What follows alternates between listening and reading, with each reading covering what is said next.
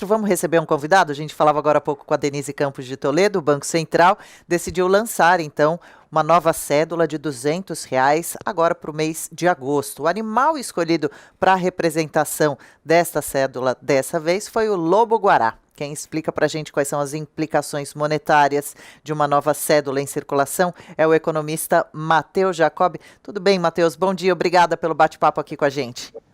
Bom dia, Adriana. Tudo bem? Um prazer estar aqui com vocês. Prazer nosso. Matheus, o que você pode contar para a gente sobre essa nova emissão das notas? Pode significar o quê? Falta de cédulas em circulação? Tem gente preocupada falando em inflação? Adriana, primeiro a gente tem que dizer que veio um pouco de surpresa, né? Então tá todo mundo se debatendo aí qual será a grande questão por trás. Como a Denise já adiantou, eu acho muito difícil ser um processo inflacionário, principalmente pela atividade econômica estando bem mais restrita como está nesse momento. Eu acho realmente que está relacionado a um custo que o Banco Central está tentando prevenir. A gente teve um aumento de 30% da busca por papel moeda desde o começo do Covid, desde o começo do isolamento até o mês de junho, e é uma forma do Banco Central diminuir os custos de impressão.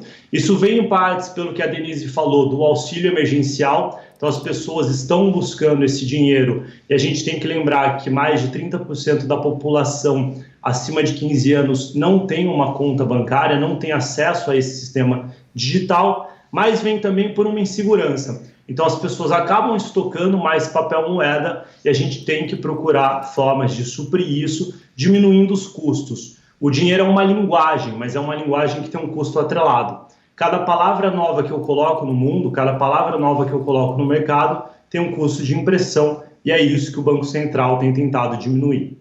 Perfeito. Agora, Matheus, tem gente preocupada também com o gasto da impressão. Qual a sua opinião sobre isso? Afinal de contas, parece que seriam aproximadamente 450 milhões de cédulas impressas. Em dias, aliás, também essa observação de cada vez mais pagamentos digitalizados. Esse é um dos grandes pontos que se levantam as pessoas que são contra esse movimento. Tem dois pontos principais. Um é a relação do custo, ou seja, será que efetivamente esse movimento era necessário, pensando que talvez esse estocamento seja provisório e a tendência a longo prazo é sim uma circulação muito maior do papel digital. Ou seja, será que o banco precisava investir todo esse novo conceito de impressão, de marca, de layout? Ou será que não era melhor só ter impresso algumas novas notas de 100 que depois voltariam a circular de forma normal? Então essa é uma das críticas, sem dúvida, Adriana, se esse gasto seria necessário nesse momento e se ele compensa o custo que estão dizendo que viria. E uma outra dúvida que se levanta muito é sempre em relação a atividades ilícitas. Quando a gente fala de papéis, moedas de valores maior, a gente sempre tem uma relação dessas atividades ilícitas com dinheiros de somas muito maiores escondidos em espaços menores. Então essa é a segunda crítica que a gente tem visto por aí. Sim, você falou agora, também me chamou a atenção sobre a possibilidade de terem sido emitidas, ou planejadas de serem emitidas mais notas de 100. Notas mais altas são boas em quais momentos, principalmente para serem utilizadas, por quem seriam utilizadas? É sempre tão difícil conseguir troco, né? As notas mais altas, elas viriam de um lado efetivamente só pela redução de custo do Banco Central, então eu deixo de emitir duas notas de 100 para emitir uma de 200, mas pensando no cotidiano da nossa população, pensando inclusive no cotidiano dos valores que a gente gasta, realmente não faz tanto sentido no dia a dia prático da grande população. E por isso que se levanta justamente esse alerta amarelo, não vou dizer vermelho, sobre se essas atividades talvez mais ilícitas que seriam favorecidas por esse dinheiro, porque no fundo a grande população brasileira, Adriana, acaba não usando esse grande montante no seu dia a dia. Pois é, e acaba ficando mais como também uma edição comemorativa, uma lembrança, tanto que todo mundo está comentando muito a imagem do lobo-guará escolhido agora para essa cédula em especial. Você tem também alguma observação a fazer com relação a esses animais das cédulas? O lobo-guará foi escolhido em uma pesquisa, né? Em primeiro lugar, aliás, nessa pesquisa tinha saído a tartaruga marinha, que foi impressa na nota de 2, né? E depois também teve um outro animal escolhido que foi para a nota de 20, que foi o mico-leão dourado. Isso foi numa pesquisa feita em 2001. Perfeito, Adriana. Essa pesquisa foi feita em 2001 e o que estava em terceiro lugar agora foi utilizado para a nota de R$ 200. E esse é justamente um terceiro ponto que o dinheiro tem. Quando eu disse que o dinheiro é uma linguagem, ele tem um fator psicológico por trás. Então, você lançar uma nova nota nesse momento, você cria, de certa forma, ânimos em relação ao discurso da moeda, em relação a gente criar uma identidade nacional, trazer um novo animal, e é, de certa forma, uma tentativa de fortalecimento da identidade monetária, que a gente diz que é justamente essa linguagem por trás do papel. Então, tem a relação dos custos, tem sim essa crítica possível de atividades mais ilícitas, e tem um terceiro fator que a gente tem que olhar também, que é a questão psicológica de se fortalecer a identidade monetária do Brasil. Legal, e já que eu estou conversando com você, economista, queria também pedir uma rápida pincelada sua com relação à reforma tributária, bastante polêmicas as informações levantadas, trazidas nesses últimos dias. Qual a sua opinião? Inclusive, são informações que dão conta também, né, de imposto sobre transações financeiras digitais, em específico, e aqui a gente falando em papel moeda, né?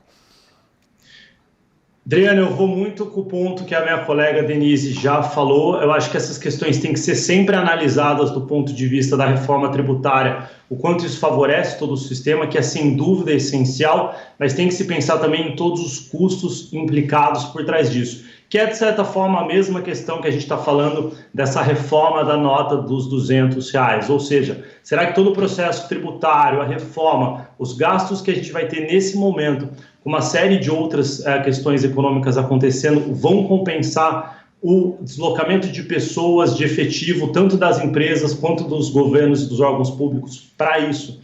Então, eu tenho certas dúvidas se esse seria o momento adequado, mas talvez se não fizermos agora, também todas as questões pós-crise serão muito mais críticas. E qual a sua opinião com relação a possível beneficiar mais os pobres, os que produzem mais, taxar mais os ricos?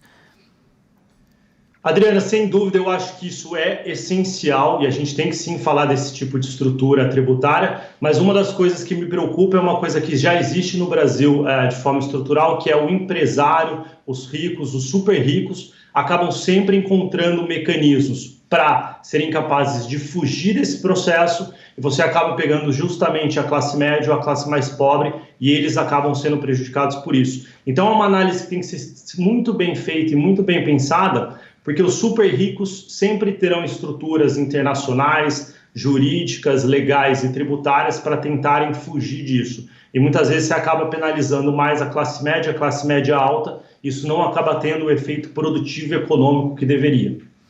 E de alguma forma sempre vai ter esse cobertor mais curto para algum dos lados, né? Para um lado que possa sair mais ganhando, mas com, ao mesmo tempo, o outro perdendo, né? Porque, segundo Guilherme Afif, o assessor de Paulo Guedes, o novo imposto da nova CPMF, tão temida, permitiria arrecadar 120 bilhões de reais, isso por ano. A gente falava isso agora com a Denise também, e o ministro da Economia, Paulo Guedes, tinha prometido já que não queria aumento de carga tributária, né?